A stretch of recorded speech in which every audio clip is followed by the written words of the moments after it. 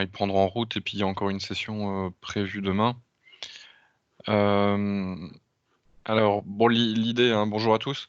L'idée, c'était de se voir assez rapidement pour faire un tour d'horizon de Teams et de ce qu'on peut faire avec, puisque c'est un peu l'outil principal qu'on va utiliser pour essayer de gérer à distance au mieux toutes les échéances qui arrivent. Euh, donc, je pense qu'il y a des niveaux assez différents d'utilisation. Et c'est tout l'intérêt de pouvoir profiter un petit peu de chacun. Donc là, c'est vraiment de pallier surtout aux urgences et de s'adresser à ceux qui ne connaissent pas du tout pour pouvoir le prendre en main le plus rapidement possible. Alors, hop. Je vais couper ça, il y a de l'écho. Donc il y a des petites choses. Alors je vais... Qui c'est qui me remet de l'écho? Alors pensez bien à couper les micros et les webcams. Alors l'idée, hein, c'est surtout de vous montrer par le biais d'une démonstration un petit peu ce qu'il y a. Maintenant, c'est surtout de répondre à vos questions d'un point de vue opérationnel. Donc surtout, n'hésitez pas à intervenir et à poser des questions sur tout ce que vous pourriez voir là et puis d'essayer de projeter sur ce que vous avez besoin de faire dans les heures qui viennent, dans les jours à venir, quoi. Donc, si vous avez déjà réussi à vous connecter sur Teams, c'est que vous avez reçu l'invitation euh, et que vous savez déjà comment participer à ce type de réunion. Donc, ça va être, je pense, l'élément principal que vous allez utiliser autour de Teams. Donc, on peut commencer par présenter cet aspect-là. Vous avez dû tous recevoir une invitation de type Outlook pour le faire. Donc, si je reprends rapidement ce type d'invitation. Vous recevez le lien avec, enfin l'invitation Outlook, pardon, avec les différentes options d'acceptation, de refus, etc., comme une réunion classique Outlook. Et dedans, vous avez le lien vers la réunion Teams. Donc je pense que vous êtes tous arrivés par ce biais-là. Donc effectivement, ça va marcher sur le même principe qu'une réunion Outlook. Donc si vous avez besoin de planifier une séquence animée autour de ce type de conférence, vous pouvez effectivement partir de votre calendrier, euh, rajouter un nouveau rendez-vous. Et ce rendez-vous, au lieu de le laisser en rendez-vous classique, vous avez l'option Réunion Teams. Et tout simplement en cliquant dessus, il vous crée automatiquement un lien vers la réunion, vers la plateforme. Donc au même titre que n'importe quel autre rendez-vous Outlook, là vous pouvez rajouter les différents interlocuteurs que vous voulez voir participer à la réunion. Hop. Et puis un objet voilà, pour que ça soit visible derrière. Derrière, il y a la possibilité de paramétrer des différentes options sur la réunion. Qui va être assez court, hein. En termes de possibilités, ça va être qui peut accéder à la salle. Soit tout le monde accède directement, soit seulement les membres de l'organisation euh, et d'organisation approuvée. Donc là, c'est par rapport au nom de domaine que vous avez. Donc si vous le créez avec votre adresse saisie et puis que vous pouvez préciser les domaines qui seront acceptés. Donc ça veut dire que c'est les membres qui pourront accéder directement sans passer par une salle d'attente où là il faudra valider l'entrée en fait dans la réunion. Ou alors c'est lié uniquement aux membres de mon organisation. Donc là, la question c'est bien qui peut éviter la salle d'attente. Donc par défaut, les options seront sur tous, mais vous pouvez très bien le paramétrer. De la même façon, vous pouvez choisir qui sera animateur de la réunion et qui aura donc les droits de partage de contenu, de supprimer quelqu'un, de désactiver des micros, ce genre de choses. Donc ça va être qui peut partager du contenu. Donc de la même façon, par défaut, c'est sur tous, donc tous les invités à la réunion pourraient le faire. Mais on peut très bien le paramétrer pour que ce soit uniquement des gens liés à mon domaine, soit des personnes spécifiques, soit uniquement le créateur de la réunion. Donc si je mets personne spécifique, nanana, Donc il faut d'abord que j'envoie l'invitation et ensuite que je revienne sur cette page-là. Donc il faut d'abord que j'ai créé la réunion. On va faire ce qu'il me dit. Hop, on va envoyer la réunion test. Je vais réafficher la page. Donc là, je veux que ce soit des personnes spécifiques. Effectivement, là, j'ai la liste des participants que j'ai convoqués et je peux définir que ce soit Hugues, par exemple, qui soit le seul présentateur avec Fabien. Puis Emmanuel, c'est trop dangereux, donc je ne vais pas la mettre en animatrice. J'enregistre et puis les options de la conférence sont enregistrées. Donc ça, c'est pour le démarrage. Alors quand vous recevez l'invitation, vous passez normalement par ce type de page qui vous invite soit à installer l'application bureau, soit à l'ouvrir par l'application web. Donc ouvrir dans un navigateur. Par rapport à l'usage que vous en aurez, je vous conseille quand même d'utiliser l'application bureau qui est un petit peu plus équilibrée en termes de charge, enfin en termes de ressources. Et puis surtout, vous l'avez assez vite à disposition. C'est toujours plus pratique que l'application web où ça dépend du navigateur et ce genre de choses, quoi. J'ai une petite question. Oui. Si c'est possible. Là, tu te présentes comment on fait pour créer une invitation et le paramétrer. Est-ce qu'il est possible dans l'invitation, plutôt que de saisir toutes les adresses mail ou de faire ça directement via Teams par rapport au groupe que l'on a créé, à l'équipe que l'on a créée? Dans l'équipe Teams, tu veux dire? Quand tu es sur Teams, Ouais. comme nous, on a configuré toutes les classes, Oui. derrière, de pouvoir, via l'environnement Teams ou via Outlook, de créer une invitation directement en mettant le nom de l'équipe dont il est Alors, question. il y a des possibilités, ouais. Il y a des possibilités. Alors, on regardera peut-être après en Ok. expliquant. Là, je pars d'abord le côté conférence. Et puis après, j'expliquerai un peu plus tout ce qu'il y a dans les équipes et comment ça fonctionne. Et on verra à ce moment-là comment faire le lien entre tout ça, si tu veux bien. Si je réponds pas après, Ok, tu ok. me le rappelles. Oui. Là, je pars de ce que vous avez connu pour l'instant, parce que je pense qu'il y en a qui découvrent complètement l'environnement. Et après, je vous montrerai un petit peu tout ce qu'il y a en plus dans Teams, parce que jusqu'à présent, ce que je vous montre, c'est juste des invitations et puis finalement du Skype derrière. Ça commence par là, effectivement, mais après, il y a beaucoup plus en gestion derrière qui est possible de faire, et on le détaillera après. Donc voilà. Alors ce qui peut être intéressant, je reviens juste sur les différents types d'applications.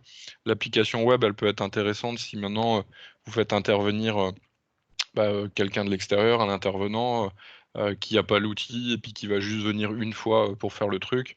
Voilà, c'est peut-être pas utile pour lui qu'il installe l'application bureau derrière, etc. Mais sinon, dans tous les cas, pour nous, pour les apprenants, ça peut être intéressant de passer plutôt par là.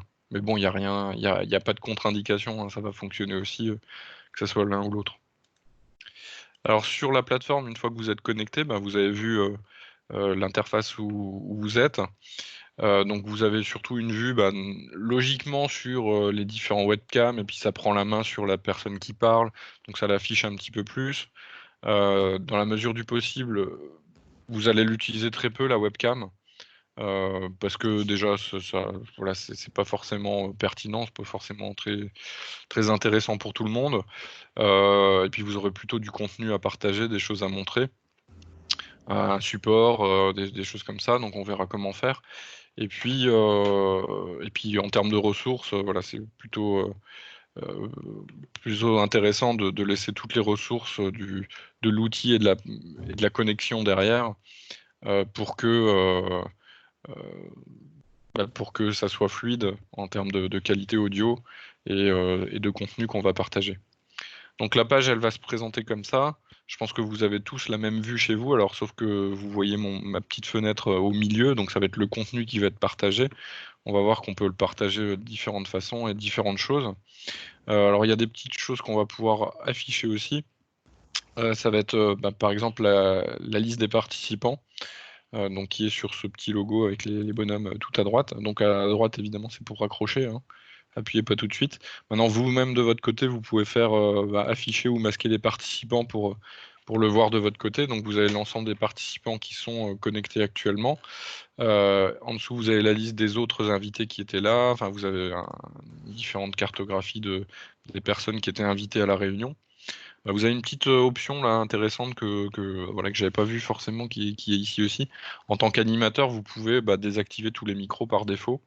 Ça peut être utile quand il y a des micros qui sont oubliés, qu'on voit pas forcément qui est concerné, etc. Enfin, ça demande une petite discipline quand même, hein, de faire ce type de conférence. Ça va dépendre du public que vous avez en face de vous, mais en général ça se passe bien, mais ça peut être intéressant d'appliquer ce type de règles et de les rappeler à tout le monde pour que ça se passe bien. Donc vous avez un autre petit onglet à côté qui va être pour afficher la conversation. Donc ça va être intéressant, vous allez voir, on va le retrouver partout dans Teams, ça derrière. Justement ce fil de discussion qui va permettre de garder une trace de tout ce qui se passe au niveau de l'activité et de pouvoir échanger directement par un chat lié à notre conversation audio. Donc voilà, là, il y a quelques petites interventions. Là, on voit votre trace que vous êtes connecté à un moment donné et puis on peut échanger là-dessus. Donc c'est un fil de discussion qui est un petit peu plus évolué que juste du textuel, puisqu'on va pouvoir mettre des phrases courtes, mais on va pouvoir aussi détailler du texte en mettant en forme différemment. On peut partager des fichiers directement là-dedans, des gifs animés si on veut, enfin des petites choses comme ça sympathiques. Et puis quelques liens vers des applications qu'on pourrait intégrer directement dans cette conversation-là. Alors là, je pense à un truc qui me propose directement là. Ça peut être un Forms. Alors on va essayer parce que ce matin ça passait pas forcément bien. Ouais, il aime pas trop mon truc. Mais on peut réaliser par exemple des sondages directement dans le fil de discussion pour pouvoir donner un côté interactif aussi aux échanges qu'on pourrait avoir à l'oral. C'est pas forcément simple hein, sur des conférences, faut se limiter à 45-90 minutes max hein, sur du descendant. Comme ça, sans intervention, c'est compliqué à suivre sinon. Donc voilà, faut essayer de les solliciter de manière différente, soit en faisant des tours de table, soit en les faisant participer, soit en utilisant des petits outils comme ça. À côté de ça, on va pouvoir faire du partage. Alors je vais vous montrer. Alors, le problème c'est qu'il faut que j'arrête mon partage. Je vous reprends. Je vais refaire un petit screen.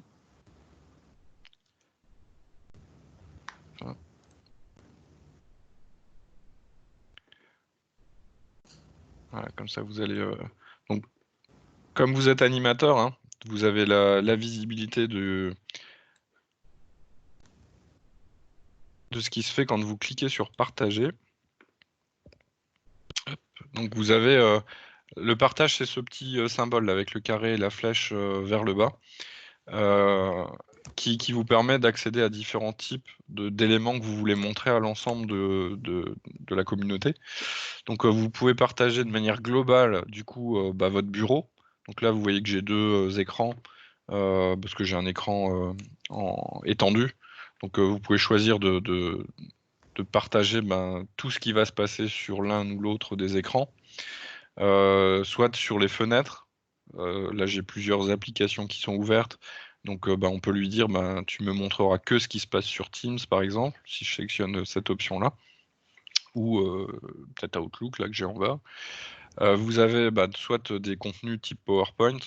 Donc là on peut monter des supports pour pouvoir les monter directement dessus. En fait, l'intérêt de ces aspects-là, c'est qu'on peut partager du contenu et en même temps continuer à faire d'autres choses à côté si on a besoin de chercher un document, etc., plutôt que de voir tout ce qui se passe sur la machine de la personne qui présente. Donc, ou inversement, de faire une démo complète comme ce que je fais actuellement, de montrer plutôt de manière complète. Hop. Est-ce que je suis encore en partage là d'ailleurs? Oui, on voit plus ton écran, Mathieu. Ouais. Je me disais parce que j'ai plus le cadre jaune autour. Alors je vais le refaire. Écran, c'est bien celui-là. Ah, ça doit être mieux là, non? Là, oui. Donc voilà, là à gauche vous avez les options de partage du bureau. que j'expliquais avec les différents écrans. Donc vous voyez tout ce qui se passe sur l'un ou l'autre des écrans. Les autres en face voient la même chose. Soit la partie fenêtre qui va se limiter à une application qui est en cours de lancement. Donc par exemple Microsoft Teams là, le calendrier Outlook. Là j'ai quoi? J'ai un mail qui est ouvert, etc. Ou Microsoft Edge. Ou alors comme dit un contenu type PowerPoint. En faisant parcourir, je peux monter un contenu de type PowerPoint. Et du coup, c'est seulement ce contenu-là qui pourrait être visible aux participants à la réunion. Alors tout à droite, il y a aussi une autre option, on va le tester, même si ça a été ouvert que ce matin, parce qu'il y a des paramétrages à faire sur Teams dessus. Donc il y a un tableau blanc qui permet aussi de collaborer si on a besoin de faire un croquis, un dessin, je sais pas, faire un petit mind map ou des choses comme ça. Il y a possibilité du coup d'être en mode collaboratif là-dessus. Alors je vais essayer le partage là-dessus. Alors je recoupe, je vais essayer de lancer le tableau blanc.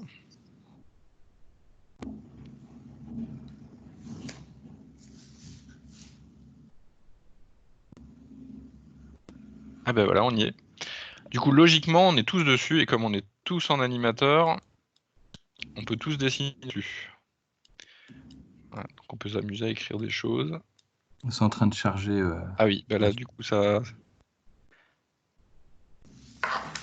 J'ai eu le temps de dessiner 2 lignes, et je crois que la charge, il aime pas trop. Ah bah si, ça y est, tout le monde dessine dessus. Parfait. Alors, dans la vraie vie, plus tard, évitez les réunions avec 90 animateurs. C'est compliqué à gérer.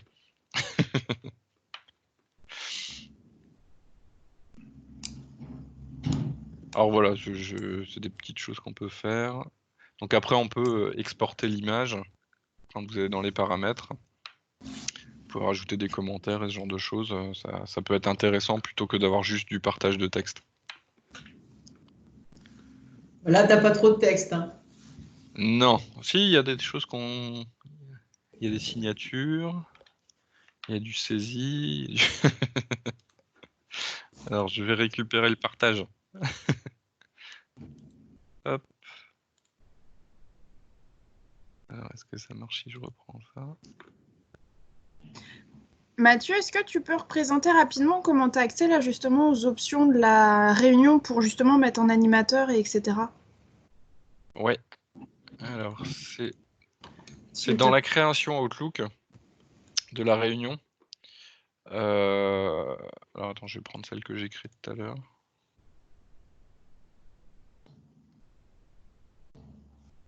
Voilà, dans la création de la réunion, donc tu as le lien direct à la réunion, tu as quelques infos sur Teams, voilà, s'il y a besoin pour l'installer, pour des choses comme ça. Et puis tu as option de la réunion qui est juste là.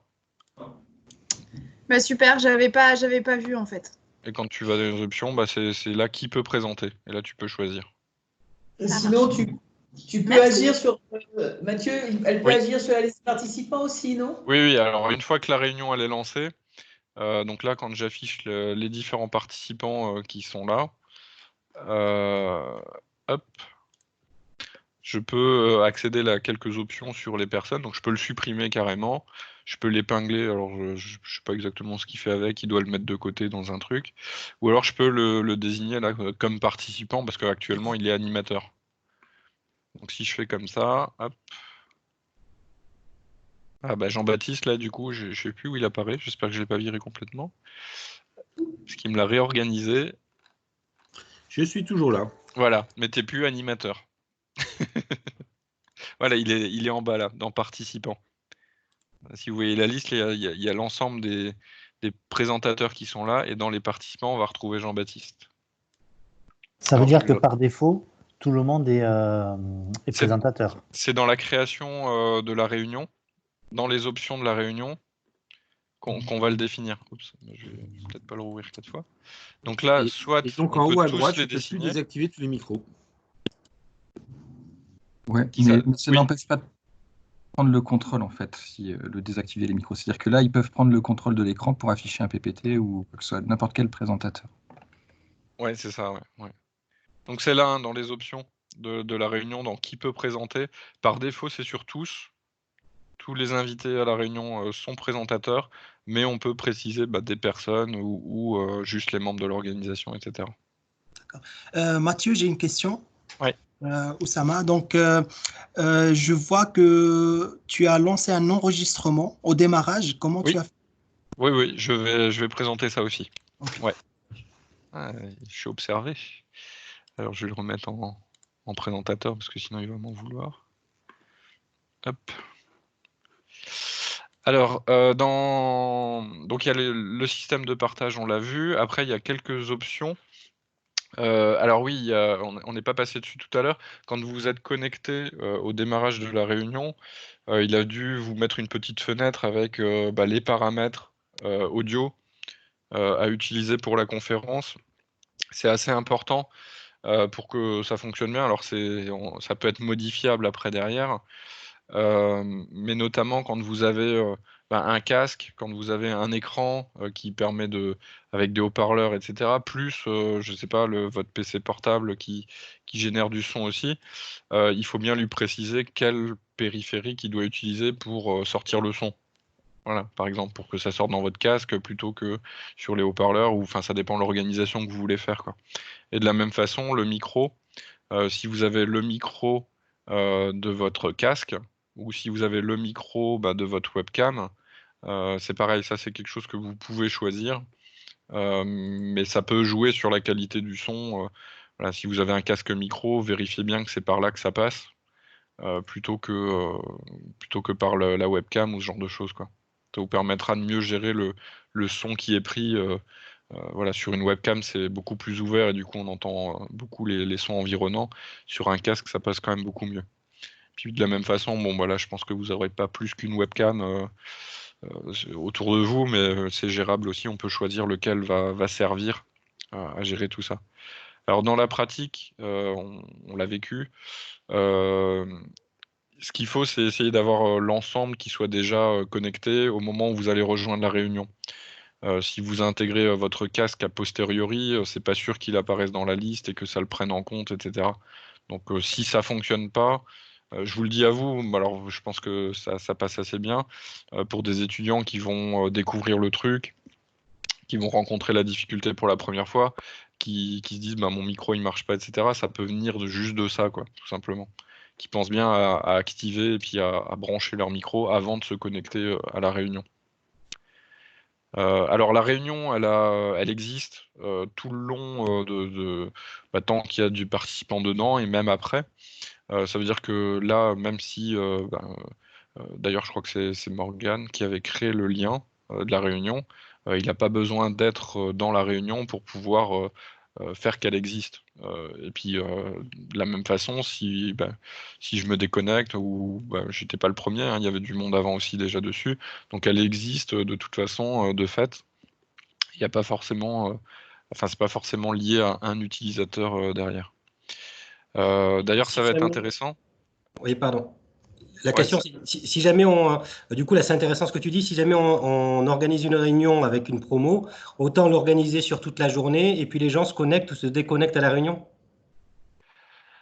Alors, ça dépend de l'activité, parce que dans l'idée, si tu t'attends à ce que tu aies du monde, je sais pas, sur un créneau précis, parce que c'est le moment là où on a besoin d'échanger, c'est mieux de faire plusieurs réunions en se disant, là, c'est le moment où on va parler de ça. Entre-temps, de toute façon, vous allez bosser, et puis ensuite, vous revenez, plutôt que d'avoir un truc courant, ouvert, mais ça dépend. Je n'ai pas en tête d'idée où ça pourrait...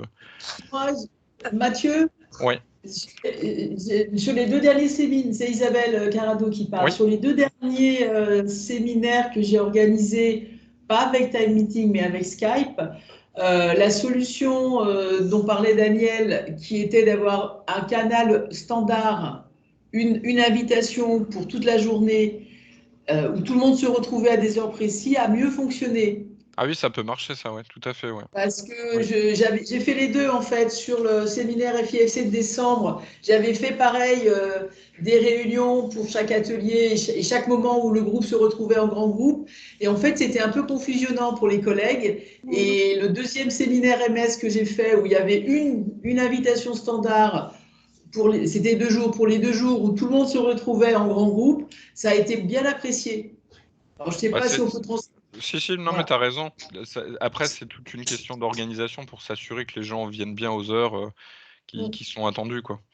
L'intérêt d'avoir plusieurs réunions, à la limite, c'est que d'un point de vue calendrier, ça va être plus visible de se dire là, c'est le moment où on doit se retrouver. Mais effectivement, ça peut fonctionner avec un seul lien.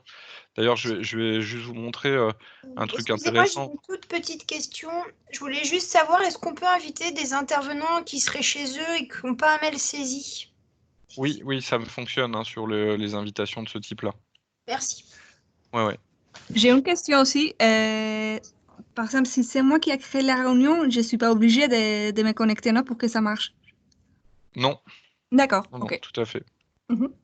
Alors, ce qui est intéressant, ce que vous disiez tout à l'heure, par rapport à une seule réunion, ce qui va être intéressant, c'est que le fil de discussion qui est là, en fait, il va perdurer dans le temps. Donc, même quand, si on ferme la discussion maintenant au niveau de la conférence qui n'est plus personne, on peut réouvrir le lien plus tard. Et en fait, tout ce fil de discussion-là, il sera encore présent. Donc ça permet aussi de retrouver des choses qui ont été citées, etc. Donc ça peut donner une continuité si tu as un lien effectivement sur une journée ou deux pour un séminaire, de retrouver des choses aussi qui ont déjà été échangées au préalable. Ça peut être fait. Mais puisque c'est enregistré, on va bien retrouver ça dans l'enregistrement, mais cet enregistrement, ça se concrétise par un fichier. Ce fichier se trouve... ouais, j'y arrive.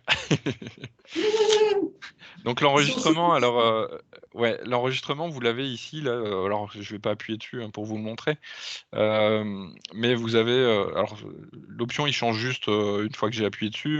Là c'est enregistrement, enfin ça va être démarrer l'enregistrement avant que j'appuie dessus. Donc ce qui se passe, c'est tout simplement que l'enregistrement il va se faire en local sur la machine de la personne qui génère l'enregistrement. Donc ça veut dire que là par contre, si moi je quitte, l'enregistrement va s'arrêter. Donc la personne qui doit enregistrer cette session-là, il faut bien qu'elle soit présente tout le long de la présentation. Ça paraît assez logique.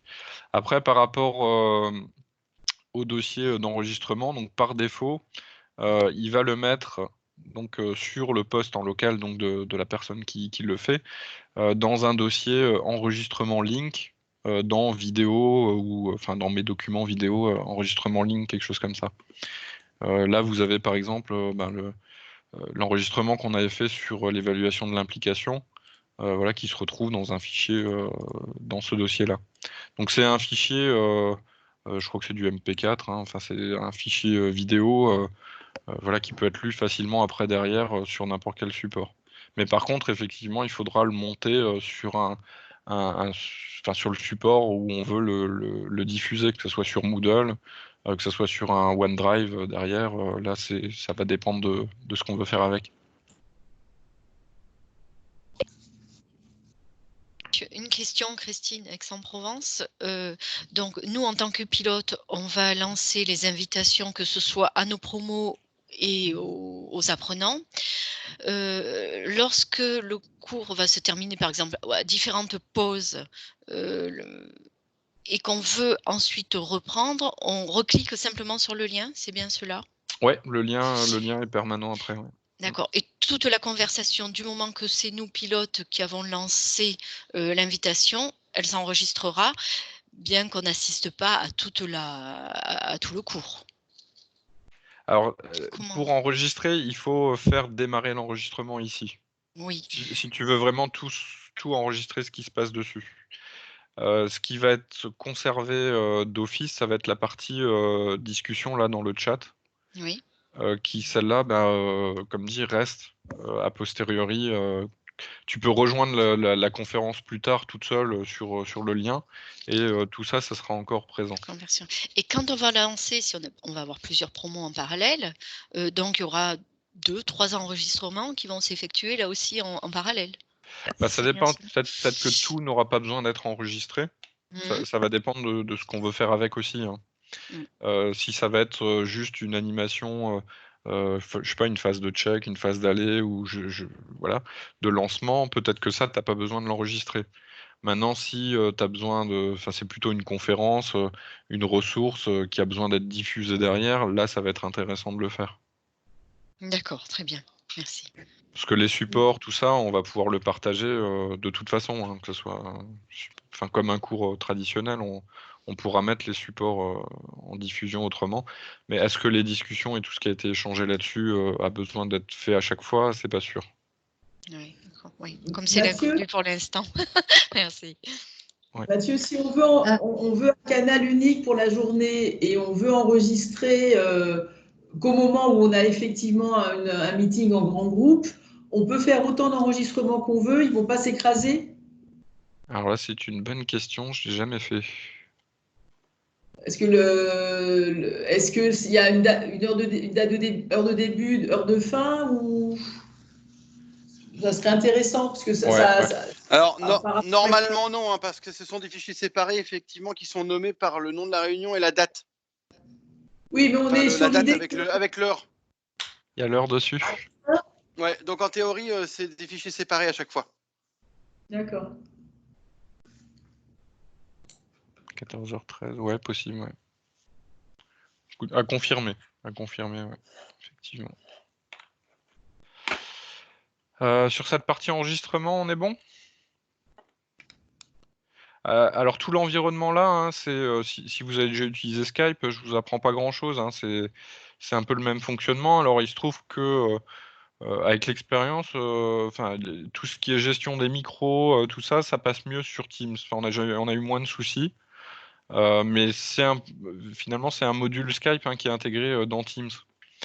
Et c'est tout ce qui fait en fait l'intérêt de Teams.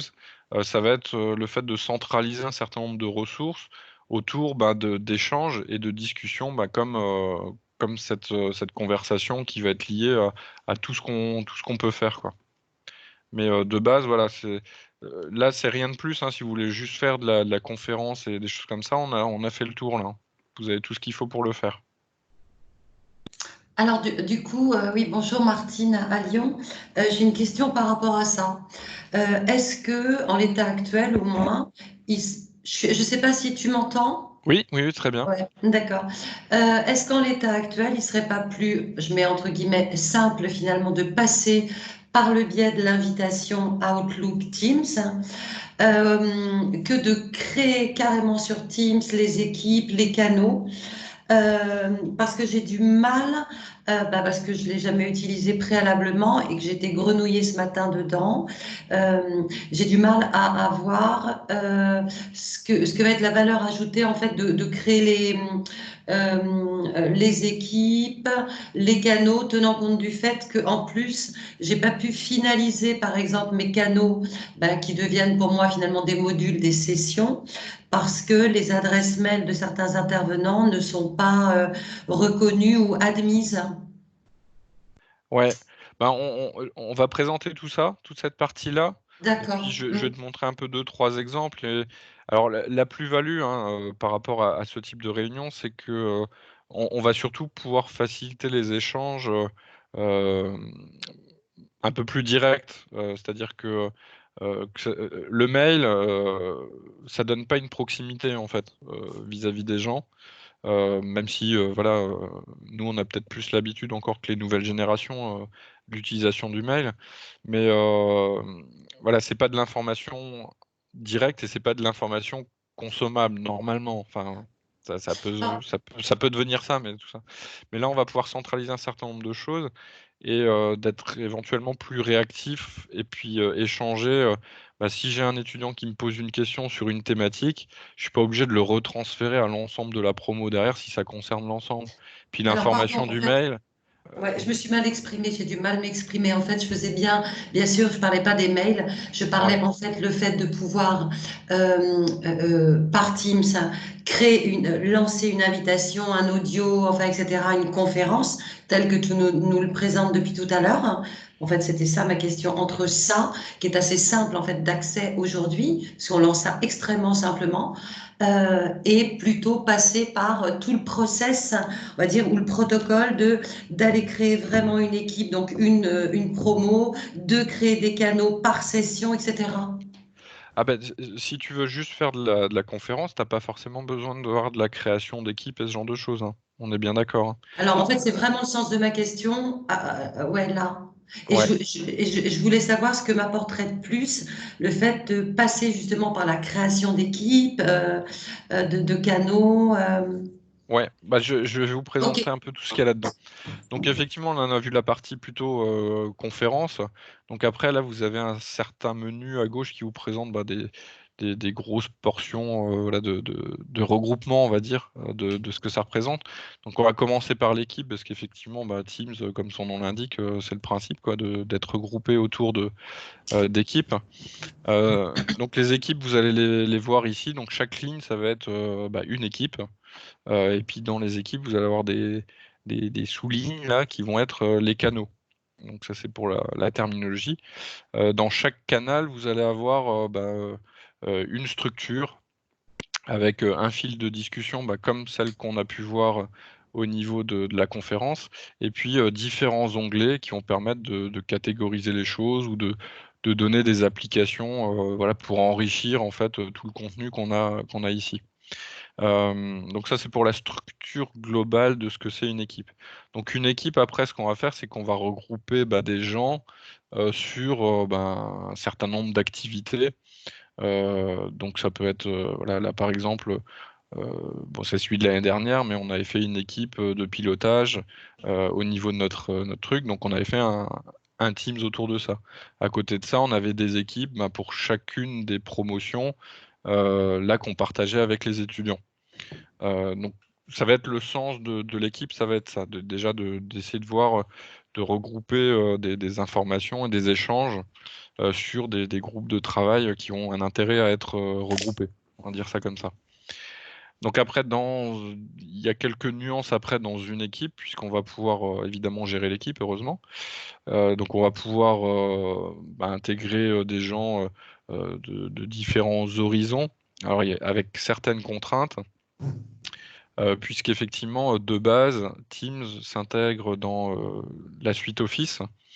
Et quand vous vous connectez en fait dans votre suite Office, elle est liée à votre domaine qui correspond finalement à votre saisie.fr, si on fait l'analogie comme ça. Donc en fait, quand vous vous connectez sur Teams, vous êtes connecté dans le domaine, sur l'application, mais dans le domaine saisie.fr. Les étudiants, eux, ils sont sur viasaisie.fr. Donc même s'il peut y avoir des passerelles, ça reste un domaine différent. Vos intervenants, ils sont sur ni l'un ni l'autre, donc ils sont encore extérieurs à tout ça. Donc là, il va y avoir une petite nuance, puisque quand vous allez créer l'équipe, de facto, vous allez pouvoir intégrer uniquement les personnes qui sont dans votre organisation. Alors, ça ne se limite pas à ça, puisque derrière, vous allez pouvoir intégrer des gens de l'extérieur, mais du coup, ils seront considérés comme invités sur ce domaine-là. Donc, si là, je vais créer une équipe, on va faire un exemple. Hop. Alors, juste pour préciser, quand vous créez une équipe, il vous propose plusieurs types d'équipes. Ce qui va changer, c'est juste ce qui vous crée par défaut dans les différents onglets du canal principal. Donc voilà, vous pourrez vous amuser à regarder un petit peu ce qu'il y a dans les uns les autres, mais vous formalisez pas si vous en choisissez un ou l'autre, ça changera pas énormément de choses, quoi. Alors il y a l'équipe, celui que j'ai sélectionné là, qui est l'équipe classe, qui est quand même intéressant puisqu'il va pouvoir séparer plus facilement les différents rôles entre les enseignants et les apprenants. Voilà. Je vais en recréer une. Alors je vais peut-être changer de nom parce que j'ai déjà fait une ce matin. Voilà, je vais l'appeler pour la démo. Donc je lui mets juste un nom, ça j'ai pas besoin. Alors, on peut créer à partir d'un modèle déjà existant, mais on va faire ça de base. Voilà, du coup là je vais déjà avoir une séparation entre étudiants et enseignants pour la création des différentes personnes qui vont faire partie de l'équipe.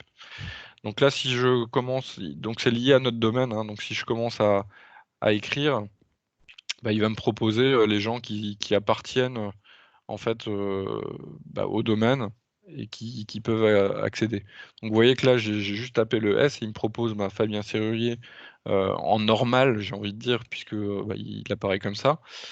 Juste en dessous, vous avez Samuel Young avec l'adresse via saisie, alors il apparaît parce que je l'ai déjà utilisé chez moi.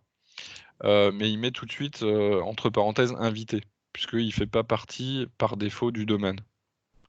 Donc si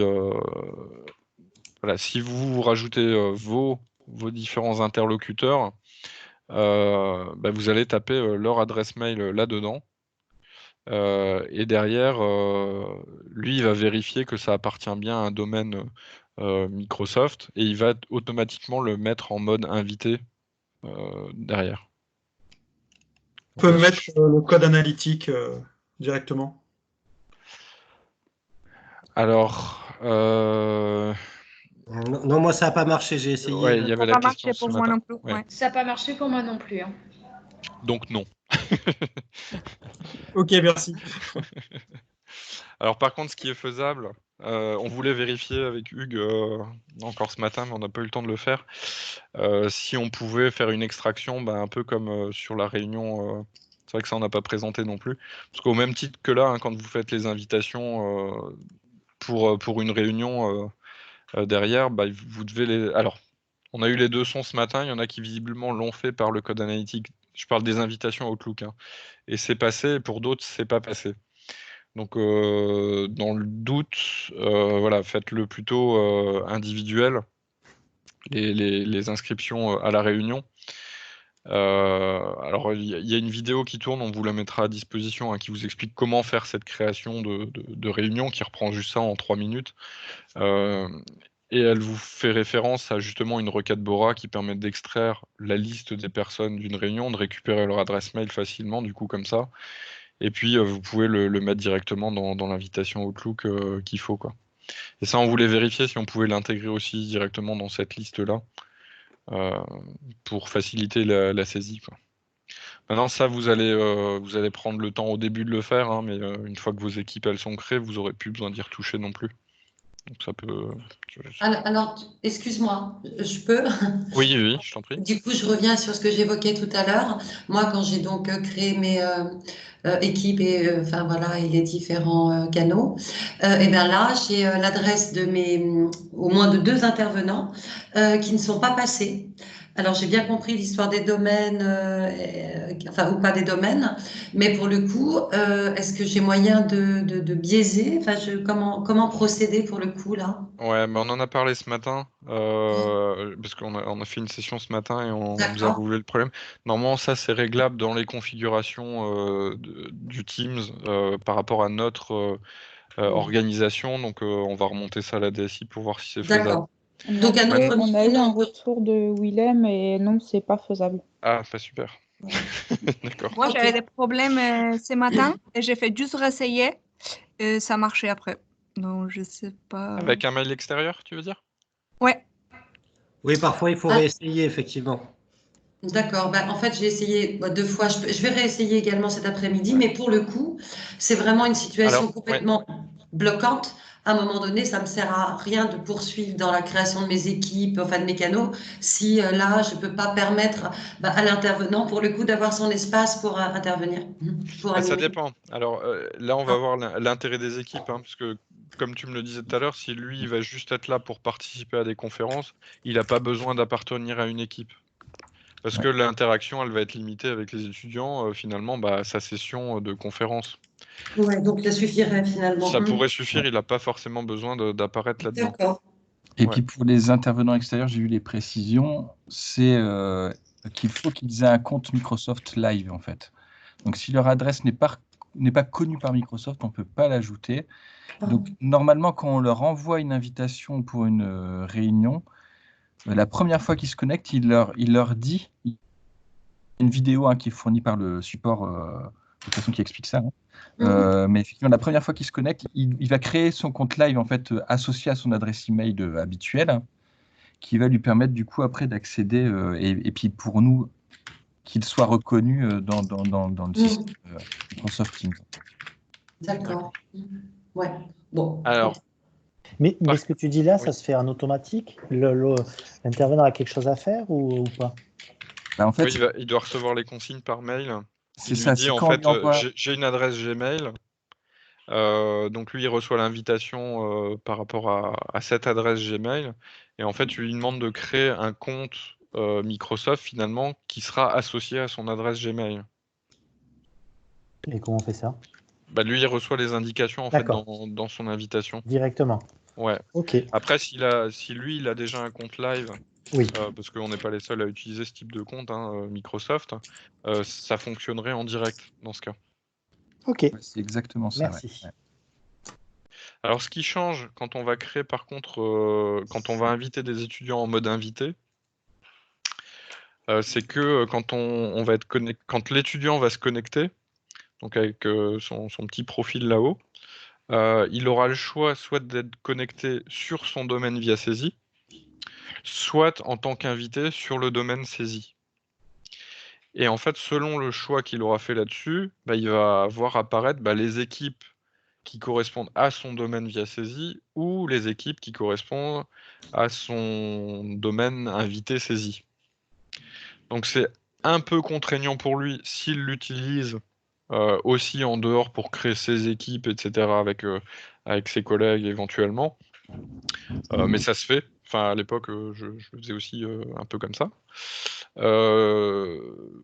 Mais c'était lui ou nous. Hein. Donc, c'est l'étudiant ou nous en fait qui devons faire ça. Donc, soit nous on crée des choses, on leur demande de créer puis ils nous invitent, etc. Mais c'est une galère pas possible. Donc, voilà, on va fonctionner comme ça. Mais il faudra qu'il switch éventuellement entre les deux s'il a besoin. Je sais pas si c'est super clair ce que j'ai expliqué là. Comment il fait pour switcher? Alors, pour switcher, je peux pas vous le montrer parce que j'en ai pas là. Mais ce serait juste une option là. Hein. Ce serait me connecter en tant que. Et il y a le truc saisie invité quoi. Et il peut switcher en cliquant là-haut sur son profil.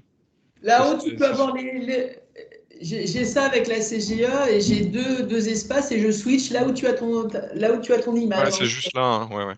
À l'époque, je l'utilisais parce que j'avais mon domaine via saisie, donc j'utilisais je créais des classes avec les étudiants dans le domaine via saisie, et puis en interne, on avait des équipes saisies pour le côté administratif, et du coup, je switchais entre les deux, ou ce que j'ai fait à terme, c'est que j'avais mon application bureau qui était dans le domaine saisie, et puis mon application sur téléphone, parce qu'elle existe, et puis elle fonctionne plutôt pas mal, qui était dans le domaine via saisie, comme ça j'avais les deux en visu assez rapidement, quoi. Ça, c'était faisable. Mais disons que c'est juste un truc que eux pourraient rencontrer comme difficulté quand ils vont être invités sur une équipe, si vous créez une équipe avec vos étudiants, et qu'ils vont vous dire « ouais, mais je vois pas l'équipe ». C'est peut-être parce qu'ils sont pas connectés en tant qu'invités saisis. Ils vont être, parce que de facto, quand ils vont venir sur le site, ils vont se connecter avec leur adresse via saisie et ils verront que les équipes qui sont liées par défaut au domaine via saisie. Donc il faudra bien faire ce switch-là, me connecter en tant que pour ensuite voir ces équipes. Alors après les équipes, alors, voilà, on a vu le côté un peu organisation du truc. Donc quand vous gérez l'équipe, vous pouvez gérer aussi des droits sur les membres de l'équipe, donc soit de propriétaires ou membres. Et c'est dans les différents paramètres que vous pouvez décider finalement ce que fait le propriétaire et ce que fait le membre. Mais en gros, le propriétaire, il peut tout modifier, tout ça. Le membre, il y a des choses qu'il peut seulement consulter. Voilà, tout ça, c'est paramétrable. On va peut-être pas rentrer dans le détail. Ouais, non, c'est un paramètre qui est... Mathieu? Oui. Ouais, c'est un paramètre qu'on ne peut pas modifier chez nous. On ne peut avoir qu'un seul propriétaire. Ah non, propriétaire, on peut être à plusieurs, non? Ah bah essaye, parce que moi j'ai essayé, je galère depuis une semaine, mais tu peux avoir plus. Ouais.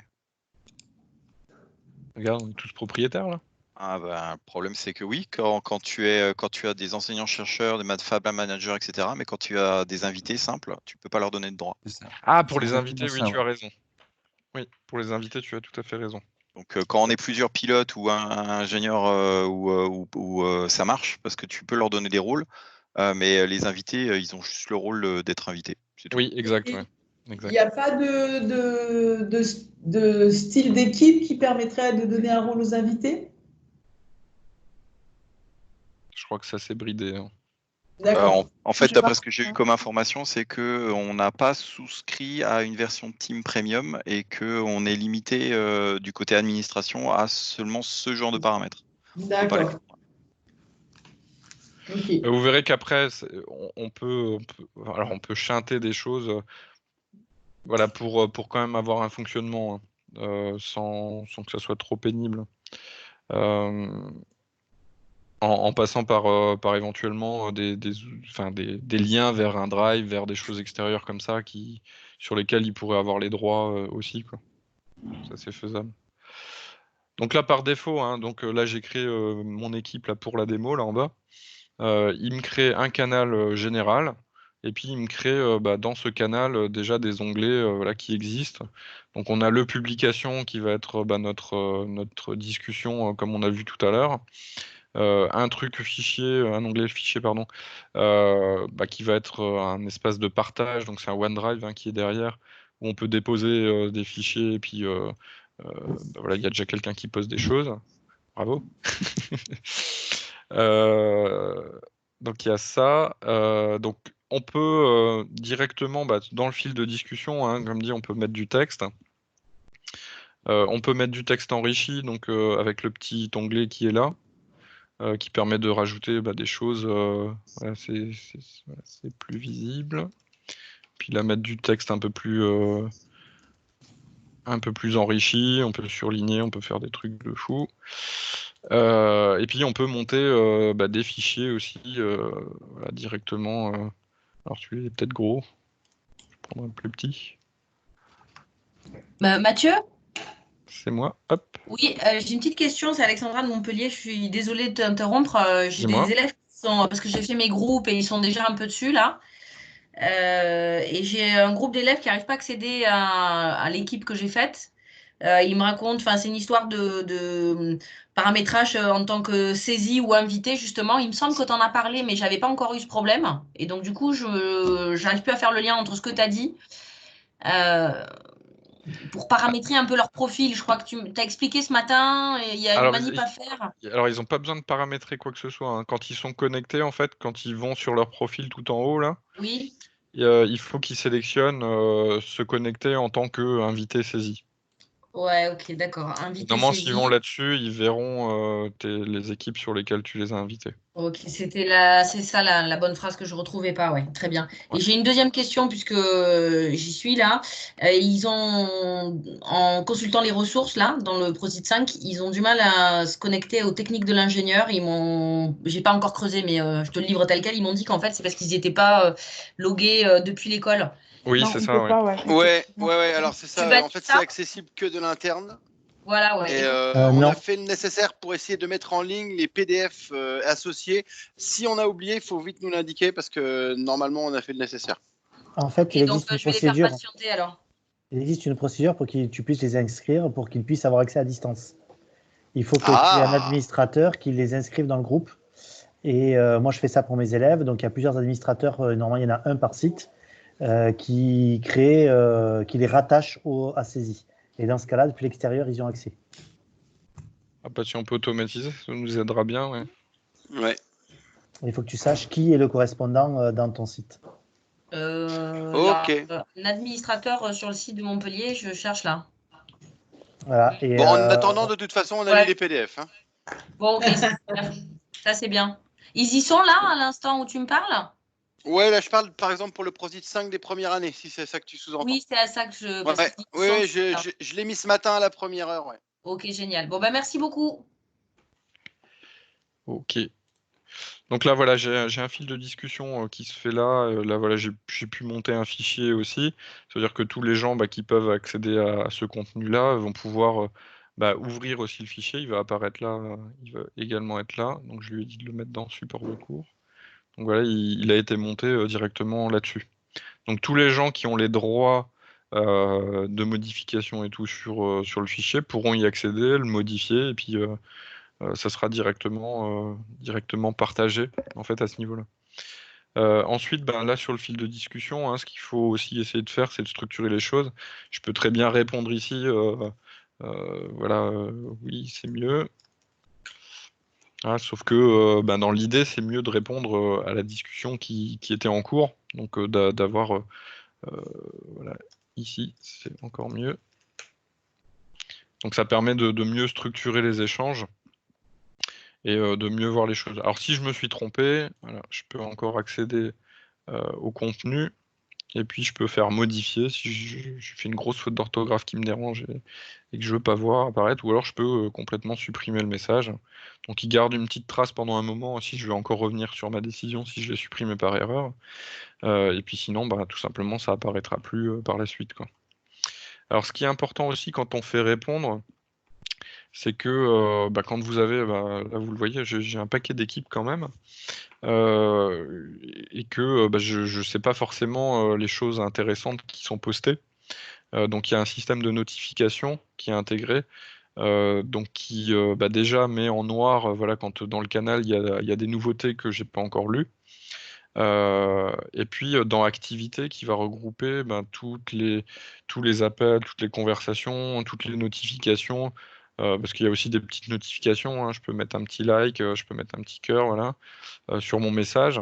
Dès que je fais ça, en fait, ça va donner une notification à la personne qui a mis le message que j'ai mis voilà, un petit commentaire dessus, que j'ai répondu à son échange, etc. Donc dans activité, je vais retrouver ces différents échanges. Voilà, là, il y a Bastien qui avait écrit, il y avait Emmanuel qui m'a écrit des choses, etc. Donc je peux retrouver mon activité, surtout quand je suis sur plusieurs équipes comme ça. Ça structure un petit peu les choses, quoi. Ça aide à retrouver l'information. On peut même paramétrer les notifications pour qu'elles nous arrivent par mail si on le souhaite. Voilà. S'il y en a qui préfèrent encore fonctionner comme ça. Donc là, vous avez un canal. Donc on a vu la partie échange, message. Il y a la partie fichier. Donc là, je suis passé par là pour le déposer, hein, mais je peux très bien le déposer directement dans le côté fichier ici. Et puis après, ça, c'est des choses qu'il a créées par défaut par rapport au type de classe au type d'équipe que j'ai créé. Mais on n'est pas limité à ça. Donc il y a un petit onglet plus qui nous permet de nous connecter en fait à d'autres outils qui existent, donc que ce soit des outils Microsoft ou des outils en tous sens, quoi. Ça peut être des outils de gestion de projet, des outils, je crois qu'il y a un lien vers Visual Studio aussi qui est possible, sur Trello, sur voilà, là vous avez une liste, hein, mais je crois qu'elle n'est même pas exhaustive. Voilà, de tout ce qui est possible d'avoir comme connecteur à des outils extérieurs. Alors tous ces outils-là ne sont pas forcément gratuits, hein. Il y en a qui nécessitent des comptes, qui nécessitent des licences, mais à partir du moment où vous avez l'accès à cet outil-là par l'extérieur, vous pouvez rajouter ce connecteur-là dans Teams, ce qui permet d'avoir un accès plus rapide et puis d'enrichir votre canal de discussion, puisque peut-être que là, vous avez envie de partager un Trello avec l'équipe là pour qu'ils sachent où ils en sont dans leur avancement. Peut-être d'ajouter, je sais pas moi, qu'est-ce qu'il y a d'autre d'intéressant. Je ne les connais même pas tous, hein. Ils en rajoutent au fur et à mesure en plus. Donc alors vous pouvez rajouter un fichier Excel, hein, sur le même principe. Donc si je veux rajouter juste un Excel, celui que j'avais tout à l'heure par exemple, voilà, je vais rajouter celui-là là. Ouais, ça fait que mon Excel il va être disponible directement sous la forme d'un onglet de cette équipe-là. Ouais, ça, on peut le faire sur pas mal d'outils qui sont mis, qui sont ouverts à ce genre de connexion. Voilà, donc là vous avez des petites choses. Vous avez mon fichier qui apparaît.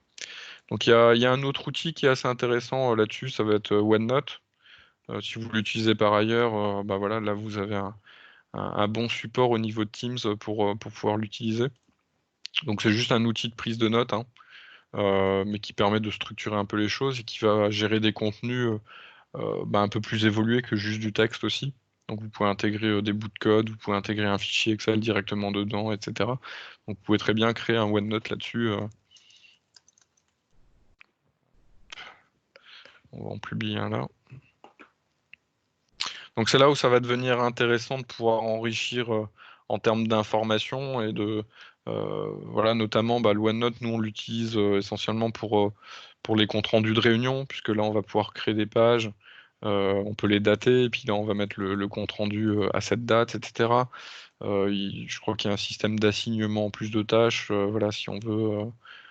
Mais bon, tout ça, c'est pas le but qu'on découvre tous les outils qui apparaissent là-dedans. Mais regardez, ça peut être intéressant et voir qu'est-ce qui peut être utile. Alors la plupart des outils aussi que vous pouvez utiliser sur Internet disposent d'une URL pour y accéder. Donc vous pouvez tout simplement passer par un lien site web, voilà, pour mettre l'accès à cet outil-là par une URL. Et du coup, il s'ouvrira automatiquement dans Teams à cet endroit-là. L'intérêt aussi, c'est que là, par exemple, j'ai créé mon fichier Excel. Donc, toutes les personnes qui sont dans l'équipe peuvent y accéder et même collaborer dessus en même temps. On peut travailler à plusieurs sur le fichier. Et ce qui va être intéressant aussi, c'est qu'à côté, on va avoir, on peut faire apparaître le fil de discussion. Donc, on est toujours sur le même canal et tout ça, mais qui va être finalement lié à l'onglet en cours. Donc si maintenant là je mets un commentaire sur l'Excel, je le publie, et puis on peut être plusieurs en train de discuter en chat sur le contenu qu'on est en train de voir de l'Excel ici. Si maintenant c'est par rapport à notre réunion, voilà, sur le même principe, je peux faire apparaître, il était là, le fil de discussion, et puis je peux le faire apparaître ici. Donc, en fait, toutes ces discussions-là vont apparaître dans l'onglet général, mais automatiquement, il va le structurer par fil de discussion, quoi. Donc, nous, là-dessus, juste une application, pour donner un exemple, on l'avait utilisé quand on avait fait des soutenances, on avait créé un fichier Excel partagé pour les différentes saisies de notes pour l'organisation des soutenances. Donc, on voyait en même temps là où on en était, et puis un petit peu ce qui se passait dans les autres jurys, et en parallèle à côté on pouvait échanger sur comment se déroulaient les jurys, sur la lecture de la grille d'évaluation, voilà, pour se dire tiens, comment tu as compris ce truc-là, etc. Éventuellement, voilà, même si on anticipe un maximum, il y a des choses qui peuvent apparaître. On avait 4-5 jurys en parallèle, donc c'était intéressant de pouvoir échanger en direct finalement de ce qu'on était en train de faire. Alors ça, c'est pour un canal de discussion, Là, je suis resté sur le général. Évidemment, on peut en créer d'autres. Donc là, si je vais sur mon équipe, je vais faire ajouter un canal. Donc je vais lui donner un nom original. Hop. Je peux mettre une petite description éventuellement. Et puis derrière, je vais avoir le choix. Donc soit je crée un canal où toute l'équipe pourra accéder. De manière standard, soit je vais créer un canal privé qui va être limité à un certain nombre d'utilisateurs de cette équipe-là. Donc si je crée ça, hop, il va me redemander du coup les membres de cette équipe-là qui pourront avoir accès à ce canal. Donc ça peut être intéressant si vous voulez faire des groupes, justement là avec les étudiants, éventuellement, des groupes projets, et que vous voulez échanger de manière individuelle entre ces groupes projets, vous pouvez créer une seule équipe finalement, et puis créer plusieurs canaux de discussion. Si maintenant je vais sur le canal 2, il n'y aura que les membres qui auront été associés à ce canal qui pourront connaître le contenu de cette discussion-là. Alors c'est là où je disais, on peut chanter les choses quand je vous disais, pour le côté interactif, s'il y a besoin de partager, etc. Typiquement, un OneDrive, quand vous faites un partage, derrière, il vous crée un lien web. Donc, vous pouvez très bien, si vous avez besoin qu'il vous rende des livrables, alors bon, si on utilise Moodle et qu'on a utilisé Moodle jusqu'à présent, on continue à utiliser Moodle. C'est pas le but de se soustraire à ce qu'on utilise actuellement, mais si si vous avez besoin de récupérer quelque chose que les étudiants vous mettent à disposition, ou je sais pas, vous pourrez bien leur demander de créer un partage sur leur OneDrive, et puis de vous partager le lien, ou que vous le créez et vous leur donnez les droits, et finalement ce sera un lien web directement vers ce OneDrive là, et voilà, oui. Ils auront quand même accès, quoi. Par contre, sur les MS ou la FIFC, quand on a effectivement prévu les livrables via Moodle, on les garde par Moodle. Oui. L'idée de Teams, hein, c'est pas de multiplier les supports, hein. Il y a des choses sur le NT, il y a des choses sur Moodle. L'intérêt de Teams, hein, à l'usage, nous, ce qu'on voit, c'est finalement, c'est beaucoup d'informations consommables, notamment le chat, etc. Enfin, c'est beaucoup plus réactif et c'est collaboratif, mais en mode plutôt j'ai besoin d'une petite information qui me fait avancer, etc. Et après, on peut partager des choses, évidemment, sur du plus long terme. Mais en l'occurrence, voilà, nous, on a d'autres outils qui le font très bien pour du rendu, de livrables, des choses comme ça. Donc, on va continuer à utiliser ces pratiques-là, hein. Mais ça doit venir en complément. À partir du moment où vous commencez à multiplier les supports, ça va devenir compliqué. C'est pour ça que ça se réfléchit, hein. Je reprends ta question de tout à l'heure de quel est l'intérêt de faire l'équipe derrière.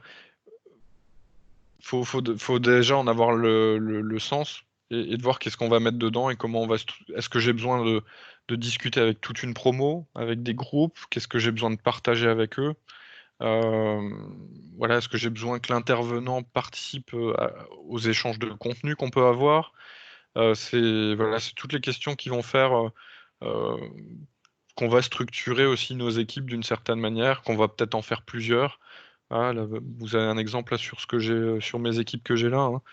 Là, dans notre région, pour la partie FIS informatique, on s'est créé une équipe admin où il y a tous les tuteurs pour échanger entre nous.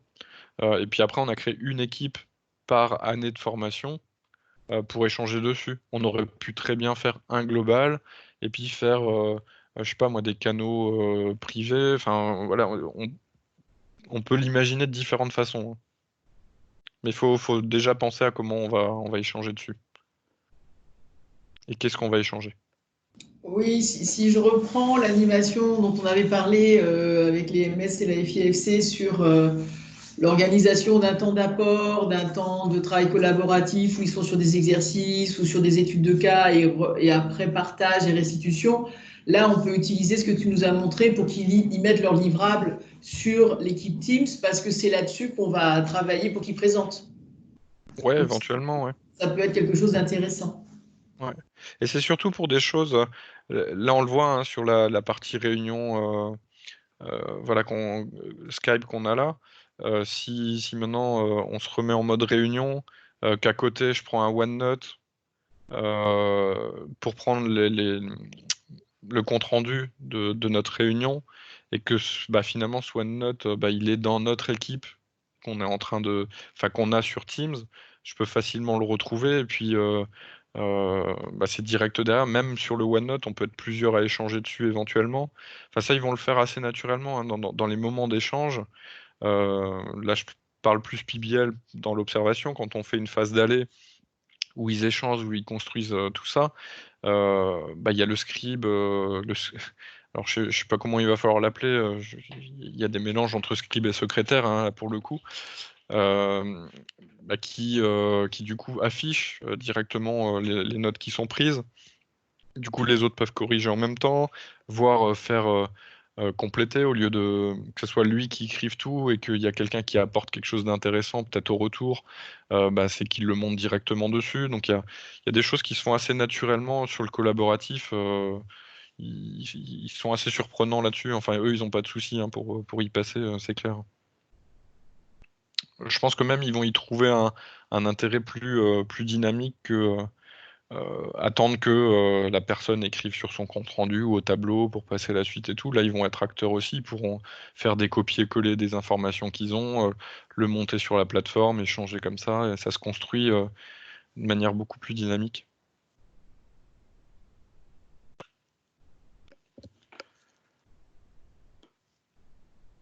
Alors, ah oui, ça on n'en a pas parlé. Donc là, quand je suis sur Teams, là tout à gauche, il y a aussi un onglet conversation qui permet éventuellement, là j'ai mes équipes, mais si maintenant je veux parler à Fabien directement ou à Morgane juste en seul à seul, je peux très bien passer par là aussi. Donc je peux créer là-haut une nouvelle conversation. Voilà, je sélectionne les personnes à qui je veux m'adresser. Voilà, et automatiquement, déjà, il me retrouve les conversations que j'avais avec cette personne-là. Donc bon, là c'est le test qu'on a fait ce matin. Et puis je peux directement m'adresser à lui. Je peux aussi directement, alors je ne suis pas limité à lui, hein, je peux inviter d'autres personnes aussi à cette discussion-là. On peut être à 3, 4, 5, 6, 7, enfin on peut. Y a pas, je connais pas trop la limitation jusqu'où ça peut aller, mais jusqu'à la création d'une équipe, j'imagine. On peut renommer d'ailleurs la conversation si maintenant. Alors, je l'ai fait tout à l'heure. Alors je sais plus où ça se passe, mais on peut le faire. Ça c'est des onglets. Ouais, en tout cas, on doit pouvoir aussi modifier la conversation si maintenant on est en train de discuter d'un certain point avec plusieurs personnes, ça permettra de s'y retrouver un petit peu plus facilement là-dessus. Et puis je peux communiquer, inviter directement les gens à un appel vidéo ou audio qui sera sur le même format que ce qu'on est en train de faire là au niveau de la conférence Teams. Donc c'est exactement les mêmes, sauf que vous passez directement par l'outil. Donc c'est assez pratique. Hein. Personnellement, le téléphone fixe, je crois que ça fait à peu près 6 mois que je l'utilise plus du tout. Bon, les appels extérieurs, c'est encore autre chose. Hein. Quoique, ils passent presque plus par le téléphone portable, ceux-là. Mais tout le reste en interne, mes interlocuteurs utilisent aussi Teams pour la plupart. Et du coup, les appels et tout ça, on passe tout par ce type de plateforme.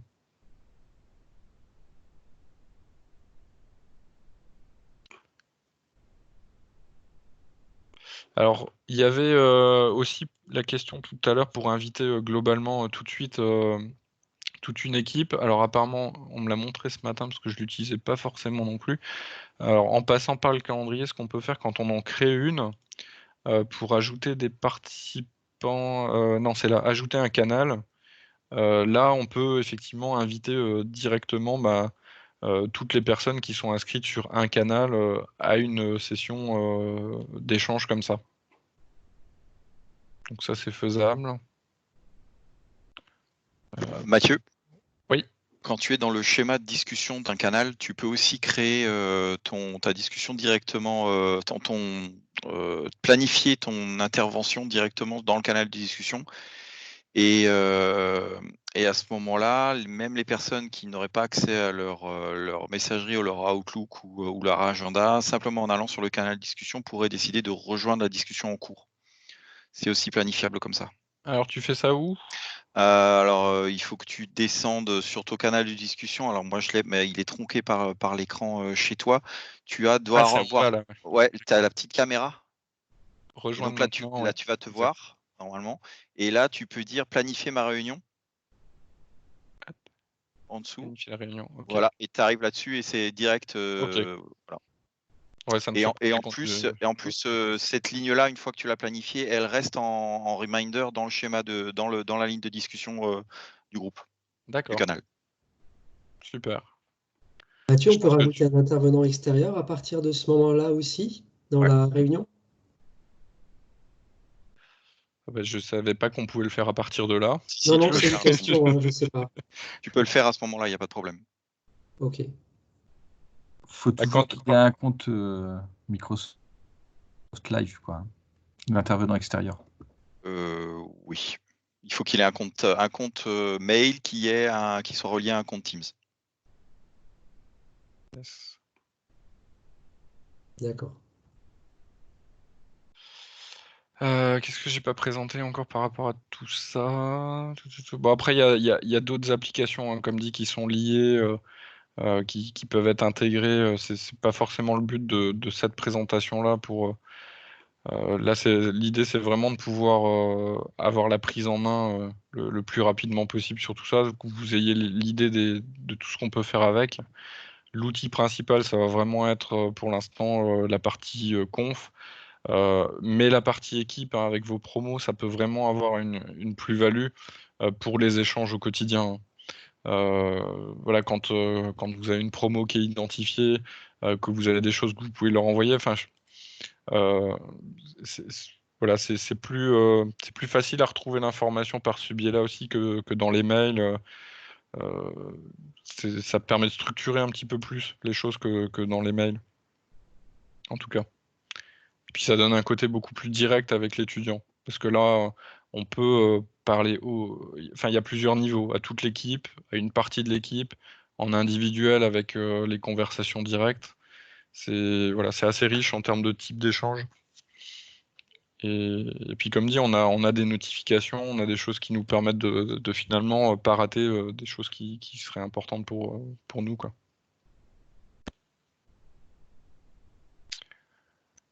Est-ce qu'il y a des questions du coup par rapport à tout ça? Est-ce que y a des craintes, il y a des choses où vous dites oulala, ou ça vous donne envie? Et on coche où? J'ai une petite question. Pardon. Oui. Ah, vas-y. Du coup, j'y vais. Quand on voit l'invitation Outlook, là, il y a possibilité que ce soit une acceptation automatique, parce que moi, mes étudiants, donc je leur envoie l'invitation, ça fait plusieurs fois, je leur dis, mais arrêtez de m'envoyer un message quand vous acceptez, parce que là, je me fais spammer. Il y a un moyen de gérer ça? Alors, c'est dans les options du rendez-vous, je crois que tu peux ne pas demander de retour. Ça, c'est sur le même principe que les rendez-vous Outlook, hein, que ce soit Teams ou pas. Option de réponse, je pense. T'es où? Là, option de réponse. Ah oui, option de réponse. Voilà, demander une réponse. Là, ça, tu décoches. Et puis, c'est bon. Comme ça, ils n'auront pas le choix de te répondre. Super. Alors, ce que je disais ce matin aussi, hein, qui est important, Teams, c'est juste un outil, hein, c'est pas une boîte magique, et puis tout va fonctionner du premier coup et tout ça, hein. Donc, il y aura peut-être des ratés, il y aura peut-être, comme tout à l'heure, hein, je voulais vous créer un sondage en même temps dans le truc, l'outil passe pas. Derrière, tant pis, on fait autrement, hein. Faut pas que ça vous limite en vous disant l'outil marche pas. Globalement, ça va fonctionner. Il y aura peut-être des choses que vous n'arrivez pas à faire comme il faut. Faut pas que ça soit bloquant. Et puis solliciter les apprenants qui vont peut-être vous proposer des solutions aussi, qui vont vous proposer des idées. Tant mieux s'ils se l'approprient, hein, comme ça, l'environnement. Rapprochez-vous de vos équipes aussi, parce que sur presque tous les centres, il y a des utilisateurs qui sont déjà sensibilisés sur Teams, qui peuvent vous donner quelques billes sur soit des problèmes techniques, soit de l'utilisation, quelques conseils là-dessus. Vous limitez pas juste on nous a balancé Teams, etc. Donc ce qui nous intéresse aussi après, hein, il y a plusieurs réunions qui ont été organisées pour avoir des retours d'expérience de comment ça fonctionne avec vos promos. C'est aussi l'occasion de remonter s'il y a des choses que vous voulez faire absolument et vous dites ça pourrait apporter quelque chose et que vous n'arrivez pas techniquement à le faire, de le partager et de voir si on aurait une réponse à apporter derrière aussi. Je peux te poser une question? Oui, bien sûr. Je suis avec une intervenante là qui était dispo et qui intervient là pour moi aujourd'hui et dans les jours à venir. Elle est sur Teams grâce à l'invitation et au téléchargement qu'elle a fait. Elle a comme elle sur la gauche, elle a que conversation, activité, équipe et fichier. Elle n'a pas toutes les autres options que nous on a. Et quand elle lance une vidéo, on n'y arrive pas, quoi. Est-ce que ça te parle comme problème ou pas du tout? Alors qu'elle n'ait pas accès au reste, ça ne me surprend pas, parce que de toute façon, que ce soit conversation, équipe et fichier, c'est les choses principales, hein. Le reste, ça va être plus de l'interne, effectivement, que ce soit les calendriers ou les appels qui sont plutôt liés à l'organisation, en fait, au domaine. Donc si en tout cas elle a accès à ces trucs-là, ouais. Maintenant qu'elle n'ait pas accès, du coup tu l'as créé comment la réunion? Non, là je l'ai invitée, elle fait partie du groupe en tant qu'invitée, si je ne me trompe pas. Si elle veut lancer une vidéo là, dans le fil de la conversation pour lancer un échange, parce qu'elle a rendez-vous à 15h là typiquement avec la promo, lorsque je clique sur vidéo en bas dans le fil de discussion en bas là, derrière elle met rejoindre maintenant, elle peut mettre le nom. Et puis maintenant ça marche, alors que ça ne marchait pas. Et ça, c'est les faits. Bon, je suis désolé, j'arrête de vous embêter. Ah non, mais tant mieux. Ok, merci beaucoup. C'est ce que je disais, ça peut ne pas marcher tout de suite et ça peut. Ça peut. Et Daniel, ton intervenante, elle avait une adresse live ou elle avait une adresse externe? Elle avait une adresse externe. Top, donc ça marche bien.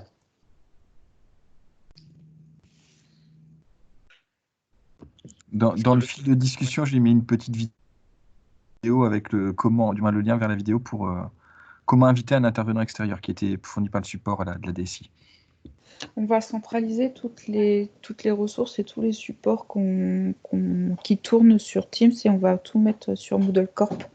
Et je pense qu'on fera une communication au niveau national pour tout le saisie, pour tous les salariés, pour vous donner l'accès à ce cours.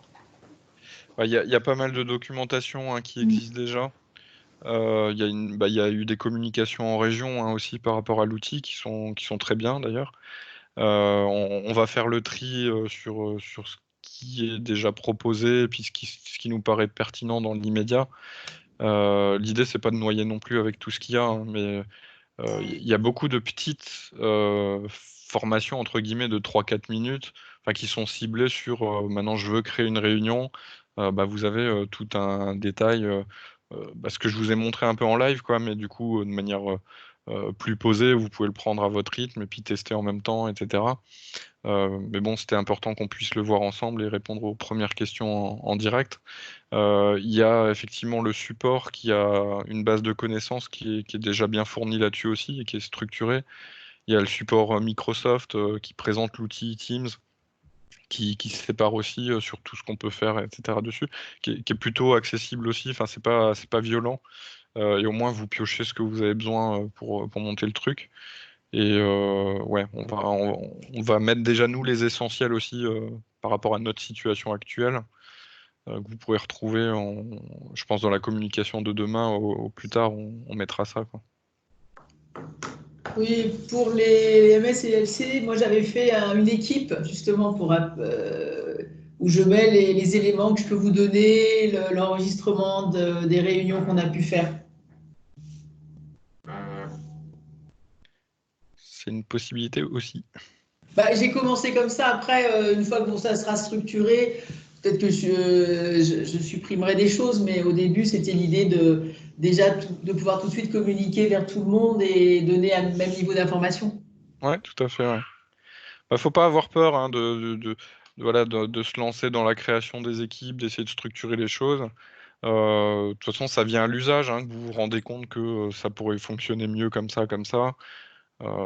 L'outil, il est assez récent, ça fait 3 ans qu'il tourne. Le compte invité, le système là, on espère que ça bougera un peu plus parce qu'il y a d'autres concurrents qui sont beaucoup plus open là-dessus et qui sont beaucoup plus faciles d'utilisation en tout cas là-dessus. Maintenant, c'est un petit peu contraignant sur 2-3 aspects, mais en soi, ça tourne plutôt bien. Et quand je vous disais que les étudiants ont besoin de switcher de l'un à l'autre, dans l'usage, moi j'ai remarqué que, en tout cas les nôtres, sur la partie informatique, souvent sur la création de groupes entre eux, ils utilisent plutôt d'autres outils comme Discord, qui sont beaucoup plus fun de leur point de vue, parce que c'est discutable, mais en tout cas qui est orienté jeux vidéo aussi, donc ça leur parle beaucoup plus forcément. Et en termes de fonctionnalité, ils peuvent faire quasiment la même chose aussi. Tant mieux s'ils utilisent ces outils-là de leur côté entre eux, et puis pour le côté échange avec l'institution saisie, ils passent par notre outil derrière. Ça peut être complémentaire du coup. Et ils n'auraient pas besoin de switcher de l'un à l'autre. Alors je parlais aussi rapidement tout à l'heure, mais l'application téléphone de Teams marche très bien aussi. Donc vous pouvez accéder aux conférences, à votre contenu, aux messageries, etc. Ça marche très bien.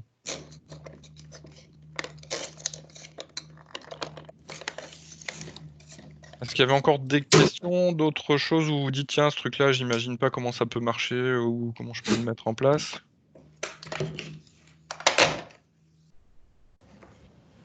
Vous pouvez faire un rappel sur le suivi de la présence, sur le suivi de... Pardon, j'ai pas enlevé ma caméra. Sur le suivi du respect du distanciel, de la présence des participants.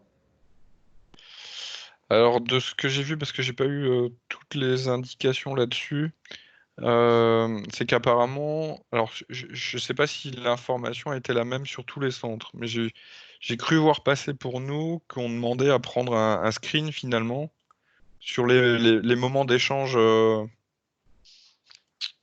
oui, là-dessus. c'est d'afficher les participants et finalement de prendre un screen des participants qui sont là. Oui, sur X, on a eu la même info. Faire un screen 2 fois le matin et 2 fois l'après-midi. Exact. Donc avec l'heure en bas de l'ordi, quoi. Oui. Ok. Là, je sais pas ce qui est le mieux. Bah, c'est sûr qu'on n'a pas de possibilité d'extraction directe de tout ça. Maintenant, sur le protocole en lui-même, hein, prévenez les étudiants voilà, sur l'organisation, demandez-leur de se connecter 10-15 minutes avant le démarrage. De toute façon, le lien il est activé, tout ça. Comme ça, ils peuvent tester le matériel, qu'ils aient bien le son qui passe, des choses comme ça. Ensuite, voilà, rappelez-leur les règles des micros, voilà, de l'activer au moment où ils ont besoin de causer. Et de toute façon, ça va vite se sentir hein, quand il y a du bruit et que il y a de l'écho derrière et tout, c'est pas forcément sympa pour tout le monde. Voilà, il y a des petites règles comme ça.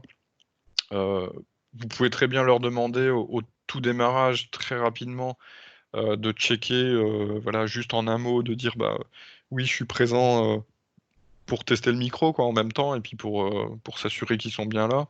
Ça peut être des choses qui sont assez rapides et finalement qui vous permettent de vérifier les présences. Maintenant, si le protocole, c'est de se dire on fait des screens avec la liste des participants qui est présent là, on va fonctionner comme ça pour l'instant aussi.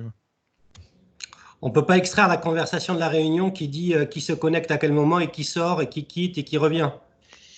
Bah, on va le voir sur le fil de discussion. Ça va apparaître ici. Voilà, là on voit les gens qui sont déjà partis, là, parce que je les embête. On voit les gens quand ils sont arrivés dans le fil de discussion. Donc tout ça, ça peut être tracé. Maintenant, l'extraire, ouais, j'ai pas de solution directe pour ça. Alors, tu vois, moi, c'est marqué que j'ai quitté la réunion, c'est Raoul Croquette, hein, sur Arras, mais je suis là depuis le début, en fait, parce que je me suis connecté. Est-ce qu'on n'aura pas le même cas avec les élèves? Ah non, mais Raoul, c'est que tu as quitté un moment quand tu étais en mode web. Tu as quitté un moment, Raoul. C'est quand tu étais en mode web. Ouais, c'est ça, j'ai quitté peut-être quelques secondes, quoi. Voilà. Tu vois non, mais c'est. T'es peut-être réapparu après, non? Genre, oui, c'est ça. T'as rejoint la réunion. D'accord, ok. Bon, là, on est nombreux en même temps. Hein, quand ça dépend les groupes que vous avez. C'est sûr que sur du 10-12 groupes, enfin 10-12, 15 personnes, ça va être vite vu. Vous pouvez checker assez rapidement et puis ça va tenir sur une page. Voilà, ça peut être checké très rapidement. Maintenant, si vous avez des groupes de 30, 40 à checker comme ça va être plus compliqué, ça c'est sûr.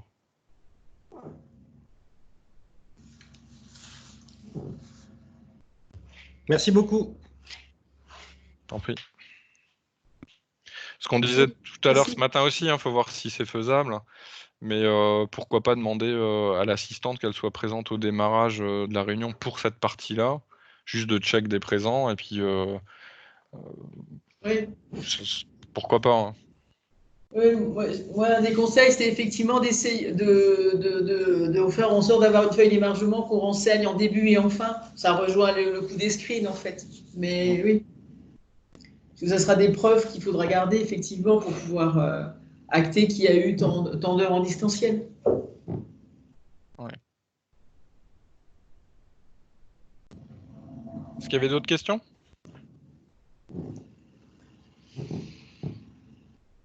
Je crois qu'on va laisser infuser. Hein. C'est déjà pas mal, ouais. Alors, on va voir, là, ce matin, l'enregistrement n'était pas passé, parce qu'apparemment, il y avait un peu saturation. Parce que j'ai l'impression que tout le monde a fait des réunions Teams ce matin. Là, ça a l'air d'être passé, on va vérifier ça. Dans tous les cas, il y a encore une session prévue demain, si je ne me trompe pas, plus les supports qu'on mettra en ligne à ce moment-là. Et puis, comme dit dans les Rex, n'hésitez pas à remonter les choses voilà, de difficultés ou de questions que vous pourrez avoir sur tout ça pour que vous ayez les réponses au plus vite.